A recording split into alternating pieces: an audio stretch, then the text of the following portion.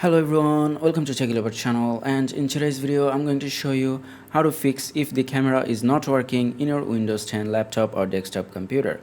Now the first thing you have to do is go to Start and then click on Settings. Now from here go to Privacy and then from the left scroll down until you find Camera and then click on it.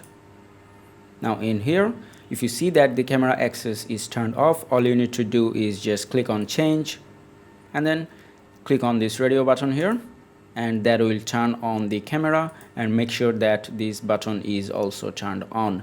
Now scroll down a bit and see if each of the individual apps has the camera access as well. As you can see here, Skype doesn't have the camera access, so I'll just turn on the camera access for Skype, and after that see if the camera works. If not, then move on to the next fix, and for that go to the search box and then type in device manager and then click on device manager from the top. Now in here find camera, here you can see, and then click on the little arrow next to it, and then all you have to do is right click on the camera and then click on uninstall device, and then click on uninstall device again, and that will uninstall the driver for the camera. Now all you need to do is just go to action and then click on scan for hardware changes. Now it will find the driver for that camera again, and it will be installed again, as you can see here.